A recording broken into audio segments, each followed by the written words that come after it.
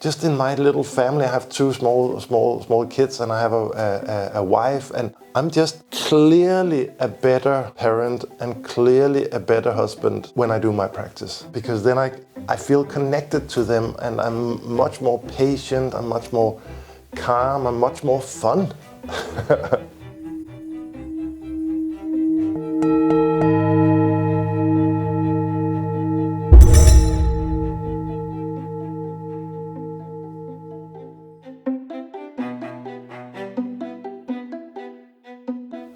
My name is Simon. I am teaching yoga. I have a master's degree in philosophy with a focus on Indian philosophy. Yoga has been a focal point of my life for 25 years, I think, something like that. Yeah. I started yoga at the same time I started studying philosophy. There was a girl that I quite fancied, and she told me she wanted to start yoga, and I was like, oh. So I found a flyer and booked the time and everything, and we started together, and she started dating my best friend, and but I found yoga. I never decided to do it. I never chose yoga, you could say. I was intrigued by the practice and I wanted to study it, so I went to India to study Indian philosophy and religion at the Benares Hindu University in Varanasi.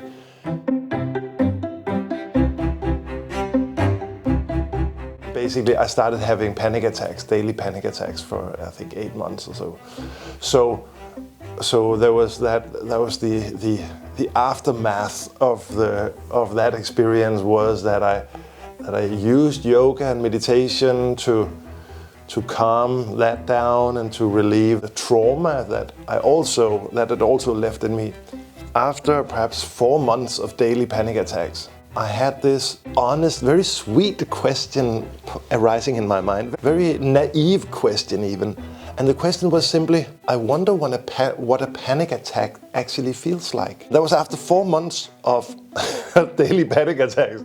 And so after a couple of years of that, I realized that all of a sudden I was on this path of yoga. One of the main ideas of Indian philosophy is that we create most of the suffering that we encounter, we create that ourselves. It's not like we suffer because of things. It's not a cause and effect thing. It's not causality at play. It took me 4 months of daily panic attack to just get the idea that I could use the techniques that I knew. So I sat down with a panic attack next time I had one, and I said, okay, so let me have a look. Where is that panic attack? And I sort of found out where it was, and the shape, the form, the texture, the temperature, the feel of it. And I realized that it was like, in itself, it was not a problem. The problem was me freaking out about it. Then I started looking forward to these panic attacks so I could practice this. Sitting there with the panic attack, I could feel the fear, but it was not my fear. It was just fear visiting. When I perceived the fear like that, I had that exact same sense of dedication and compassion towards the fear. I felt so strong and I felt so much love in the middle of a panic attack. That was the first time where I really sensed the truth in the Indian wisdom. Oh dear, this is it. This is what they are talking about.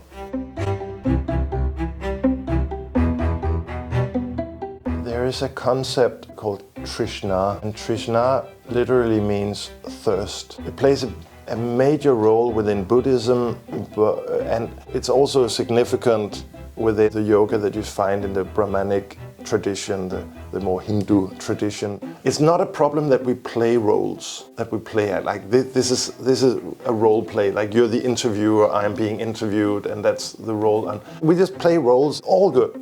The problem arises when we identify with these roles, because as soon as you identify with a role, then it's possible to be a failure.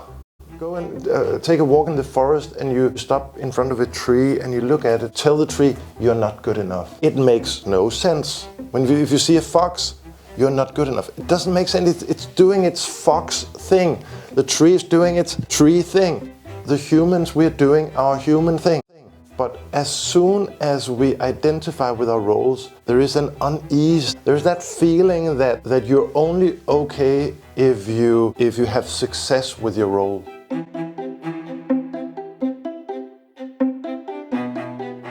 The reason why the word thirst is so accurate is that when you feel thirst, it's not just an unease, it's an unease that holds a promise. If you just get some water, or in this case some licorice tea, then the thirst will disappear and then you'll feel good. The power of Trishna is that it whispers in your ear, if you just have enough people in your yoga class, then you'll be fine. If only I will find a girlfriend, then I'll be fine.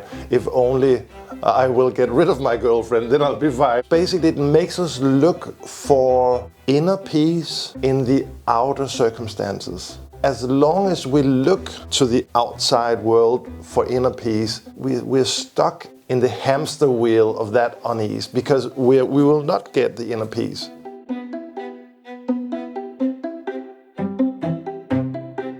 We do a practice where people go inwards, but then when people get up afterwards and leave the yoga studio and walk into the world, they move into the world as these social 2.0 versions of themselves.